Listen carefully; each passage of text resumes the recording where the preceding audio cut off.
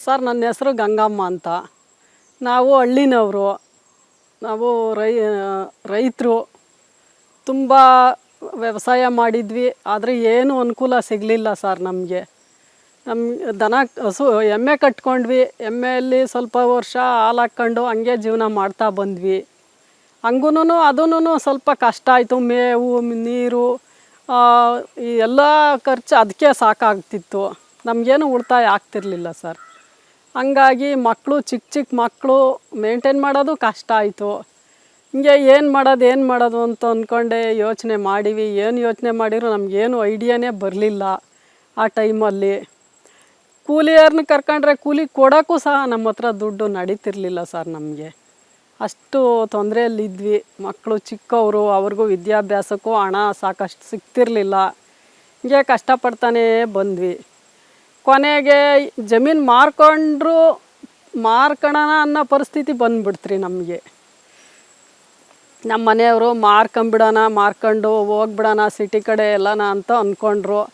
ಆದರೂ ನನಗೆ ಸಿಟಿ ವ್ಯವಹಾರ ನನಗೇನು ಗೊತ್ತಿರಲಿಲ್ಲ ರೀ.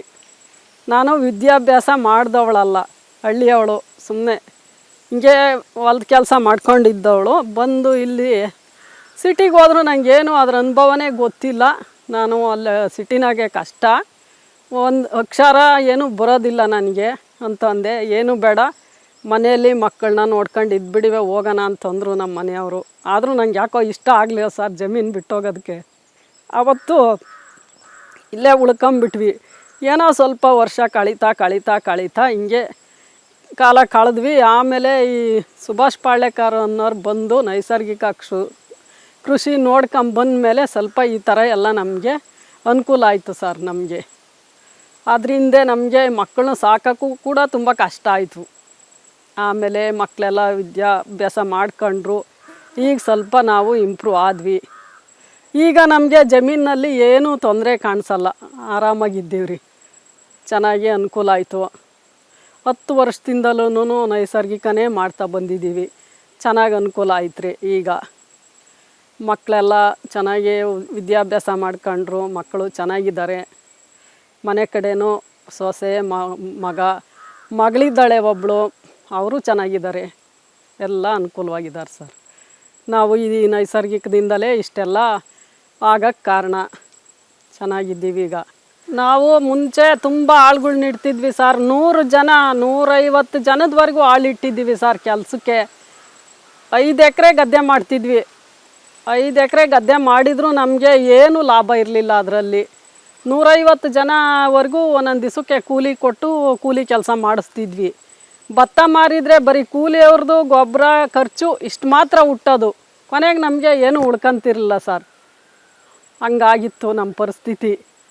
ಇವತ್ತು ಸ್ವಲ್ಪ ಈ ನೈಸರ್ಗಿಕ ಮಾಡಿದ ಮೇಲೆ, ಈ ಗೊಬ್ಬರ, ಈ ಗೈಮೆ ಇದೆಲ್ಲನೂ ನಿಲ್ಲಿಸಿದ ಮೇಲೆ ಸ್ವಲ್ಪ ಆ ಹಣಕಾಸಿನ ತೊಂದರೆ ಸುಧಾರಿಸ್ತು ಸರ್. ನಮಗೆ ಸ್ವಲ್ಪ ಇಂಪ್ರೂವ್ ಆದ್ವಿ.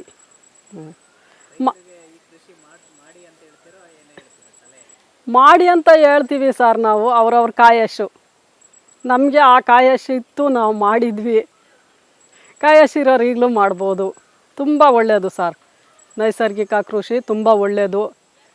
ನಮಗಂತೂ ತುಂಬ ಒಳ್ಳೆಯದು ಅನ್ಸೈತ್ರಿ. ನಾವು 8 ವರ್ಷದಿಂದ ಮಾಡ್ತಿದ್ದೀವಿ. ನಮಗೇನು ತೊಂದರೆ ಇಲ್ಲ, ಚೆನ್ನಾಗಿದೆ. 8, 9 ವರ್ಷ, 10 ವರ್ಷ ಸರ್ ನಾವು ಸ್ಟಾರ್ಟ್ ಮಾಡಿ. 10ನೇ ವರ್ಷ ಚೆನ್ನಾಗಿದೆ ಎಲ್ಲನೂ.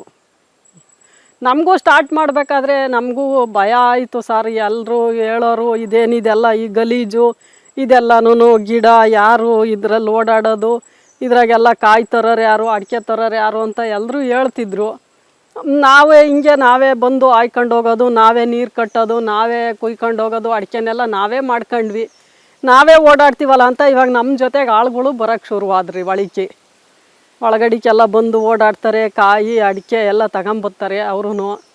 ಮುಂಚೆ ಎಲ್ಲ 1-2 ವರ್ಷ ಯಾರೂ ಬರಲಿಲ್ಲ ಸರ್ ಆಳುಗಳು. ಒಳಕ್ಕೆ ಬರಲಿಲ್ಲ.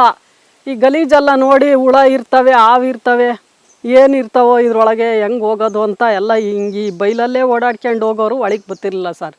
ಇವಾಗ ನಾವೆಲ್ಲ ಓಡಾಡೋದು ನೋಡಿ ಅವರು ಸೀದಾ ನಮ್ಮ ಜೊತೆಗೆಲ್ಲ ಕೆಲಸಕ್ಕೆಲ್ಲ ಬರ್ತಾರೆ ಸರ್. ತೋಟಕ್ಕೆ ಬರ್ತಾರೆ, ಎಲ್ಲರೂ ಬರ್ತಾರೆ ಇವಾಗ. ಈಗ ಅವ್ರಿಗೂ ಕೂಡ ಇದೇ ಥರ ಮಾಡೋದು ಮೇಲು ಅಂತ 3/4 ಭಾಗ ಜನಕ್ಕೆ ಅನಿಸುತ್ತೆ ಸರ್. ಇಲ್ಲೂ ಎಲ್ಲ ನೋಡಿದ್ದಾರೆ. ಅದು ಅವ್ರವ್ರ ಕಾಯಶು. ಹ್ಞೂ ನಮಗಂತೂ ಏನೂ ತೊಂದರೆ ಇಲ್ಲ. ಮಾಡಿದ ಮೇಲೆ ನಾವು ಇನ್ನೂ ಅನುಕೂಲ ಆಯಿತು. 15 ಬೋರ್ ಹಾಕ್ಸಿದ್ದೀವಿ ಸರ್ ನಮ್ಮ ಬೋರ್ನಲ್ಲಿ. ವರ್ಷ ಒಂದು ಬೋರ್ ಹಾಕ್ಸಿವಿ, ಒಂದು ಫೇಲ್ ಆಗೋದು. ಈಗ 2-3 ವರ್ಷದಿಂದ ನಮಗೆ ನೀರಿಂದು ಏನೂ ಕೊರತೆ ಇಲ್ಲ ಸರ್. ನಾವು ತಿಂಗಳಿಗೆ ಒಂದು ಹದ ಕಲಿತೈತೆ, ತಿಂಗಳಾದರೂ ಒಂದು ಹದ ಕಲಿತೈತೆ. ಮಳೆಗಾಲದಲ್ಲಿ ನೀರಿಗೆ ಕಟ್ಟಲ್ಲ, ಮಳೆಗಾಲದಲ್ಲಿ ನಿಲ್ಲಿಸ್ಬಿಡ್ತೀವಿ. ಬೇಸಿಗೆನಾಗೆಲ್ಲ ಕಟ್ಟಿ ಹಾಯಿಸ್ಕೊತೀವಿ ಸರ್ ನಾವು. ಇಷ್ಟು ಇಂಪ್ರೂವ್ ಆಯಿತು ತೋಟ.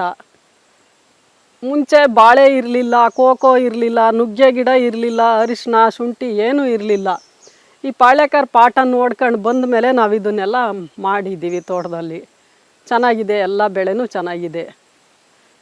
ಬಂದೆಲ್ಲ ನೋಡ್ಕೊಂಡು ಹೋಗ್ತಾರೆ, ಚೆನ್ನಾಗೈತೆ ಅಂತ ನೋಡ್ಕೊಂಡು ಎಲ್ಲ ಹೋಗ್ತಾರೆ. ಅಷ್ಟು ಮಾಡಿದ್ದೀವಿ ಸರ್ ನಾವು.